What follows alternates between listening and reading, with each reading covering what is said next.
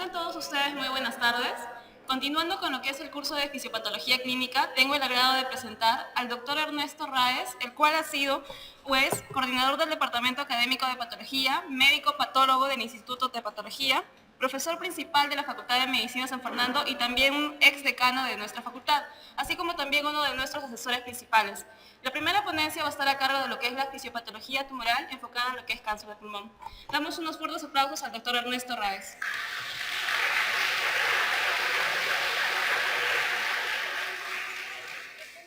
Muy buenas tardes.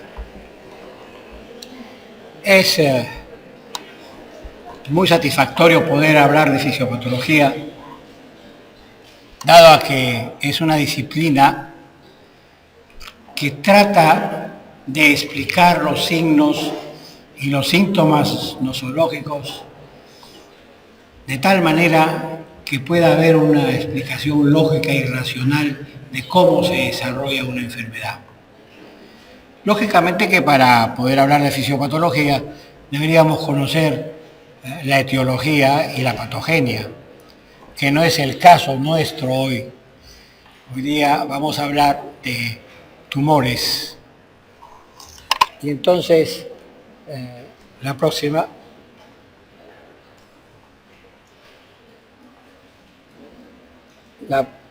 Otra vez. Bart Barloggi es un oncólogo, pero que se inició como fisiopatólogo en Estados Unidos y es reconocido como el rey de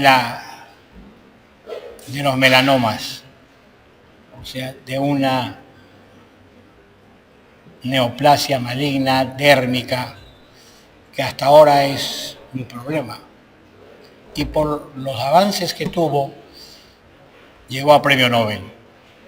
Sin embargo, ahora, siendo el discípulo de Soleman, está trabajando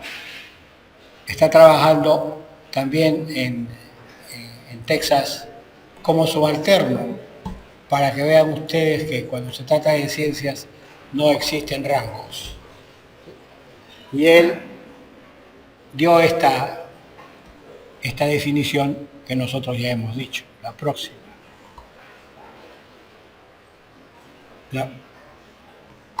La próxima. Antes de hablar de tumores, vamos a hacer un pequeño recuerdo de lo que es anormal y lo que no es normal. Las células, los tejidos, los órganos, están en constante desarrollo, maduración y evolución desde la embriogénesis hasta el nacimiento, el crecimiento y la senectud. Esto inclusive se hace extensivo a aquellos órganos que hayan sido lesionados, porque estos se reparan. Y se reparan gracias a su constitución genética. De hecho, la constitución genética no cambia.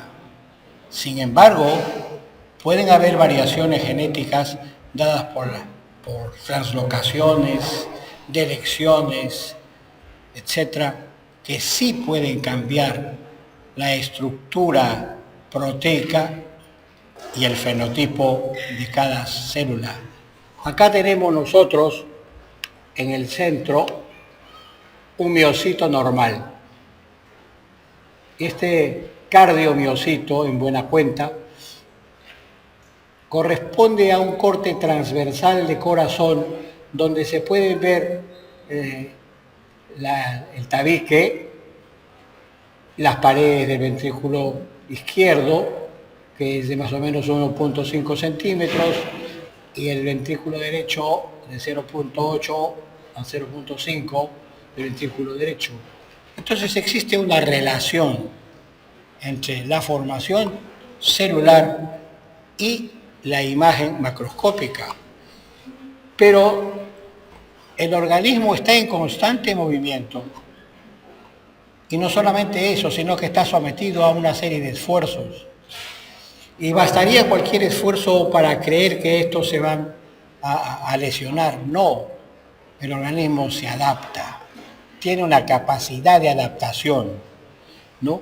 De tal manera que si nosotros exigimos, vamos a ver en la parte superior un cardiomiocito aumentado de tamaño, con mayor cantidad de proteínas y que corresponde a un crecimiento aumentado del ventrículo izquierdo, también menor en el ventrículo derecho, pero al crecer el ventrículo izquierdo disminuye, al crecer las paredes disminuye el mismo ventrículo. A esto le llamamos hipertrofia. La hipertrofia es el aumento de volumen de una célula, de un tejido, de un órgano. Y cuando esta hipertrofia es mayor y ya no se puede soportar la adaptación, se va a producir la lesión, se lesiona y entonces pierde las estrías, hay una disminución de los núcleos, de hecho, y se va a reflejar con zonas de falta de irrigación, unas zonas blanquecinas que pertenecen a la necrosis, al proceso de muerte. Esto es un infarto. Este es un infarto por isquemia. Entonces vean ustedes que el corazón y cualquier órgano está en constante cambio de adaptación. De hecho, o cuando ya no puede soportar, muere. Nosotros vivimos con la muerte y de la muerte. Como sabrán ustedes, estamos en constante renovación. Cada día perdemos 1 billón de células y ganamos 1 billón de células, gracias a la nutrición. La próxima. Si esto lo vemos en forma macroscópica, vamos a ver acá esta señora fisioculturista completamente que tiene una gran cantidad de masa muscular que ha sabido cultivar y que soporta su corazón porque ha hecho un ejercicio continuo, progresivo, escalonado, ¿no? Y vive. Si ella deje de hacer estos ejercicios, los convierte a grasa o en su defecto va a la atrofia. La próxima. Cuando el tejido no aumenta de tamaño, sino los componentes del tejido aumentan de número, aumenta en número, a esto se le llama hiperplasia, ¿no? Acá en este caso, vean ustedes, en esta hiperplasia, estas son las encías que han crecido tanto que han cubierto prácticamente toda la arcada dental superior. Esto es frecuente en algunos tipos en algunas regiones y también en las mujeres gestantes, que en este caso toma el nombre de épulis. Tanto la hipertrofia como la hiperplasia puede ser regresiva, puede volver a su estado natural. Pero si los estímulos siguen excitando el crecimiento de estos tejidos van a cambiar su contextura genética, de tal manera que se van a producir disfunciones que se llaman las displasias. La próxima. Vean ustedes, este es un tejido epitelial. Esta es la parte normal. Y como recuerdan ustedes, esta es la capa basal, esta es la capa intermedia, la capa de células planas, y estas son las que se descaman. La capa basal es una capa esencialmente embriológica. Esa capa va a dar nacimiento a las nuevas capas celulares y la va a hacer crecer. Pero por otro lado, no, comienza a madurar, disminuye el tamaño del núcleo, aumenta el citoplasma, se hacen células cilíndricas, espinosas, y acá ya se ponen planas, el núcleo es muy delgadito, muy pequeño, y estas células de acá se descaman, son las que se descaman todos los días, ¿no? Y entonces, esta es una evolución normal de todo tejido.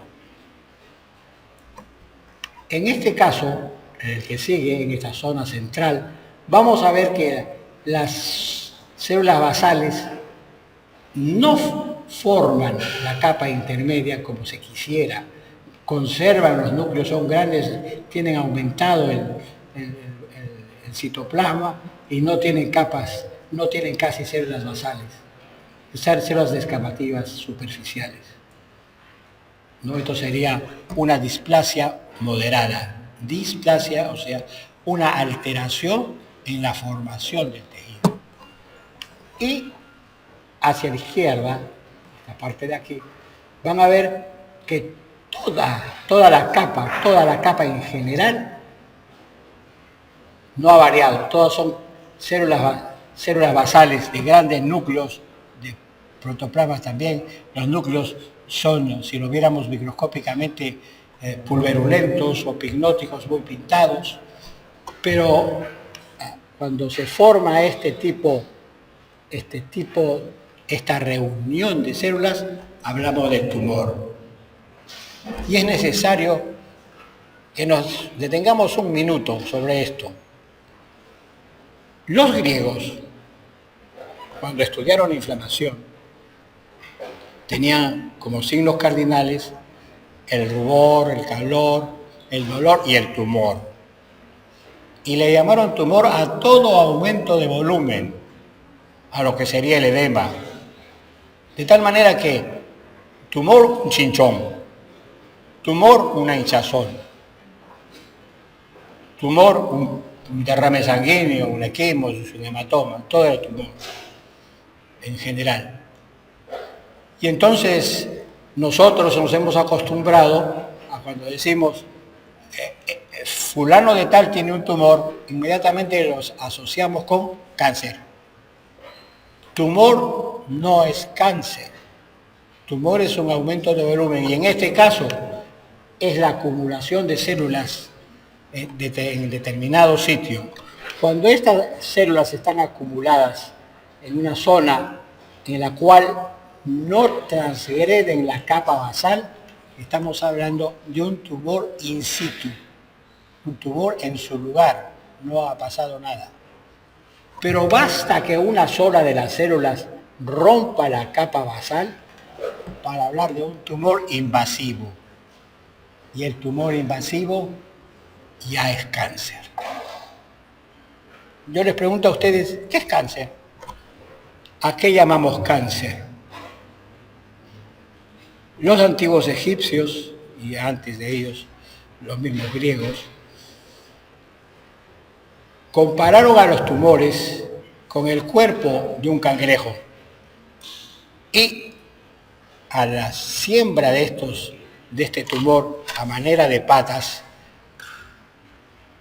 las compararon con las patas del cangrejo, con las tenazas del cangrejo, y le pusieron por el nombre de esta enfermedad como cancro, el cancro, tanto en latín como en griego, el cancro. Hasta ahora se queda como cáncer. Y entonces ya cáncer es cuando además de formarse las células malignas, estas tienen capacidad de sembrarse. Se siembran en otros tejidos o se siembran a distancia. Y la siembra a distancia se llama metástasis. Meta, más allá, éstasis del lugar, más allá del lugar de origen. Esa sería la parte principal. La próxima. Miren ustedes acá un corte real, ya esto no es una... Y vamos a ver la zona de aquí, que es endometrio, ¿no? La parte normal del tejido, donde se ven la capa basal, la capa intermedia y la capa descamativa, acá. Pero conforme va virando hacia el lado izquierdo, las células inmaduras, las células van ocupando y desplazando a las células intermedias, de tal manera que esto es una displasia leve, simplemente ocupa la parte media. Y en el extremo izquierdo ven ustedes que cómo existe un cambio de forma de los núcleos. Los núcleos cambian de forma y toman diversas formas. A esto se les llama poiquilonucleosis. Poiquilo, diferente forma. Entonces, son las poiquilonucleosis y llegan hasta la capa superficial y a esto se le llama displasia. El estudio de estas células que se descaman nos da el conocimiento de cuántas células que se descaman son normales, un 60 o 70%. Deben haber algunas intermedias y muy pocas basales o ninguna. Esto se estudia generalmente en un frotis o en un raspado de cualquier órgano. Un médico griego-americano, Papa Nicolau, que perfeccionó un tipo de tinción para poder clasificar y separar estas células. A eso se le llama la tinción de Papa Nicolau. El Papa Nicolau no es solamente un estudio para la excavación vaginal o del endocervix, es para cualquier órgano. Puede ser un frotis de garganta, puede ser un lavado bronquial, puede ser una secreción gástrica, etc. La próxima. Acá tienen ustedes varios tipos de displasias. Vean acá una de piel. Acá existe una displasia mayor que es endometrio.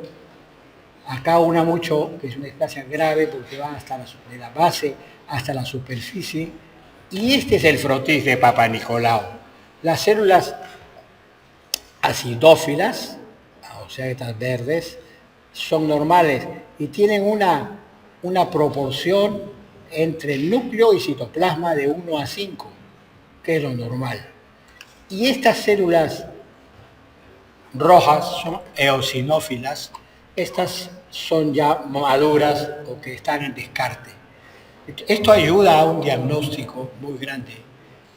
Para eso sirve el estudio de Papa Nicolau. Si alguien de la audiencia quisiera hacer alguna pregunta en cualquier momento, yo encantado. La próxima. Les había incluido